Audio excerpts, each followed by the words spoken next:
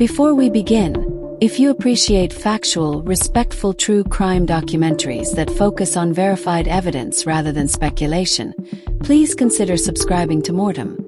Your support helps us continue documenting significant criminal cases with accuracy, context, and respect for the victims and their families. Welcome back to M.O.R.T.E.M. Behind every headline is a real family whose lives changed forever. Today, we examine the tragic murder of 15-year-old Rene Graham, the painstaking investigation that followed, and the conviction of the man found guilty of taking his life. Now let's examine what happened. On the evening of July 21, 2024, families gathered inside Emsley Horniman's Pleasance Park in Ladbroke Grove, West London. A family music festival had attracted parents, children, and local residents. Music echoed across the park while children played in the nearby playground. At approximately 7:20 p.m., emergency services received reports that shots had been fired. Police officers rushed toward the park. When they arrived, they found 15-year-old Rene Graham suffering from a gunshot wound to the chest. Despite emergency medical efforts, Rene died at the scene.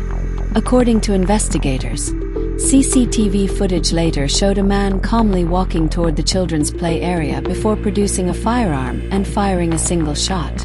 The bullet struck Rene Graham. Panic spread almost instantly. Parents grabbed their children. Within seconds, what had been a community celebration transformed into a scene of terror. After shooting Rene, the gunman fled. But CCTV allegedly captured him chasing another man. He attempted to fire again. This time, the firearm malfunctioned. The second intended victim escaped as the weapon jammed, forcing the attacker to flee without firing another successful shot. And the failed attempted murder was brought before the court. As detectives began piecing together the events of that evening, Rene's family faced an unbearable reality. Rene Graham was shot in a public park surrounded by hundreds of people.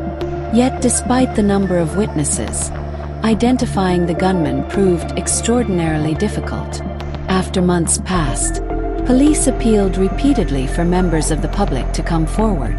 Detective Chief Inspector Alison Foxwell said officers depended on a small number of community members who were willing to give statements and later attend court.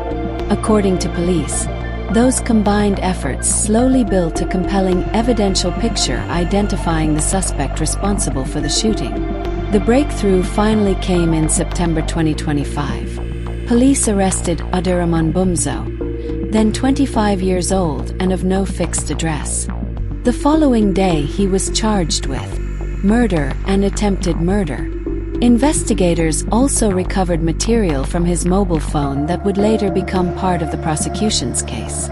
Among the evidence was a video in which Boumzough appeared to rap about a firearm jamming, saying, "Don't you hate it when your ting jams? I was prepared to take Seoul, but Allah had a different plan." Prosecutors argued the recording referenced the attempted second shooting after Rene Graham had already been killed.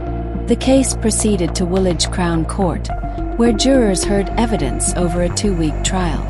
The jury considered both the fatal shooting of Rene Graham and the attempted murder of the second man who survived because the firearm malfunctioned. After hearing the evidence, jurors retired to deliberate. On June 27, 2026, they returned unanimous guilty verdicts. Aderahman Boumzough was convicted of murder and attempted murder. His sentencing is scheduled for July 3, 2026. The guilty verdict may have brought a measure of justice, but this story isn't over. In Part 2, we'll examine the evidence that led to the conviction, the impact on Rene Graham's family and community, and what happens next as the court prepares to sentence Aderahman Boumzough. If you found this documentary informative, please subscribe to M.O.R.T.E.M so you don't miss Part 2. Remember to stay aware and stay informed.